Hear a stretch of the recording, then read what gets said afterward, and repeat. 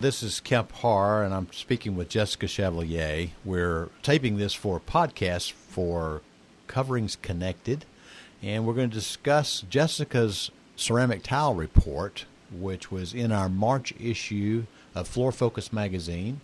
And during this coronavirus shutdown, the magazine is available online to anybody. You can go to the March issue and see Jessica's 8-page story that's an annual update on the ceramic market. So, Jessica, you doing okay today?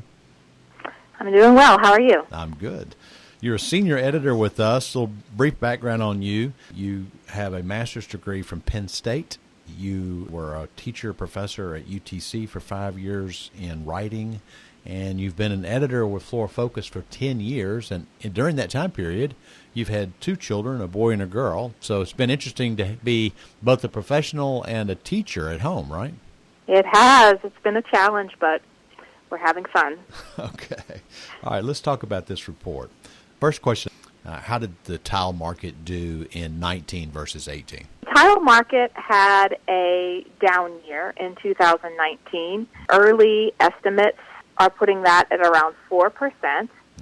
This is the first time the tile market has been down since 2009 when it had a significant drop. Yeah, as a matter of fact, I'm looking at some numbers here that come from Donato Grosser, and it's a combination of the TCA and Department of Commerce, and it shows that, yes, indeed, down 4% in 19. Been growing, though. Last year, just slight growth, about a half a point, but was clipping along between 6 and 7% there for many years. Had a great year in 13, 16% growth, but in 2009 had a 20% decline. That's from a dollar perspective. So as you analyze the market, what did you learn, and what are some of the key factors that are affecting the market in your report? Certainly, we covered the changes that were brought about by the tariffs that were put in place. Those had an effect on the market in 2019 and will continue to in 2020. The story there, those Chinese tariffs, they're actually duties, countervailing duties. I mean, there were tariffs, double-digit tariffs, but the countervailing duties takes it, basically shut the market off, hadn't it?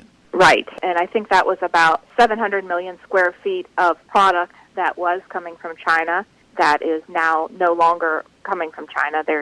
It effectively shut it off completely. Yep. Yeah. So 700 million square feet, also around, I think, $460 million. So Chinese ceramic were on the lower end, and that business now is shifting to other places. Who's picking that up? Turkey, Brazil, India, Spain has been reaching lower price points than it had in previous years, so it's gotten some of that business. And also some of the U.S. manufacturers that I spoke with recognized that they were in conversation to get some of that business as well, although their price points aren't typically as low as the product that had been coming in. Matter of fact, there was a statistic we learned last year that the U.S. domestic factories were running about 80% of capacity. If they ran all the way up to 100%, that would only give an additional 200 million square feet. So that does open the door, and as you said, a lot of that's going to Turkey, Brazil, India, and Spain. So what else other than the tariffs is affecting the business? The waterproof LVT products are impacting all competing categories in the flooring industry, and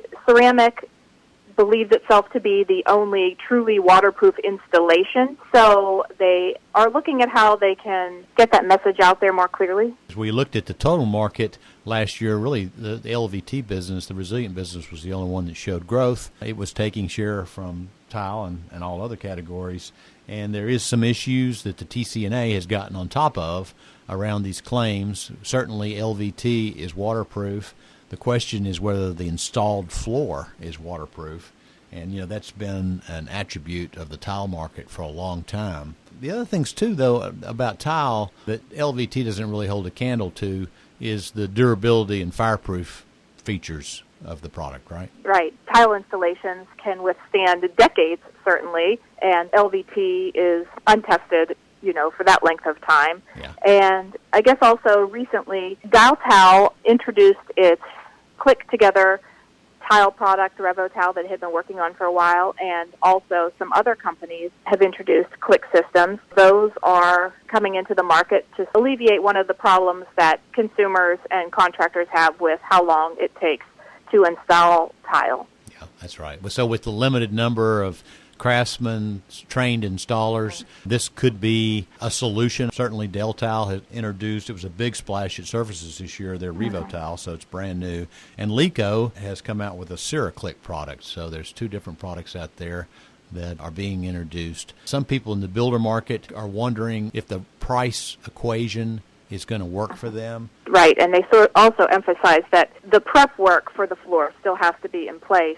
So just because it's easier to put together doesn't mean that there isn't work at the outset that has to be done and has to be done correctly for the systems to work properly. All right, Jessica, you wrote this story in our March issue. It's available online at floordaily.net. If you'll click on the magazine cover, just go to the March issue. Appreciate you helping me summarize this to the audience with Coverings Connected. Okay.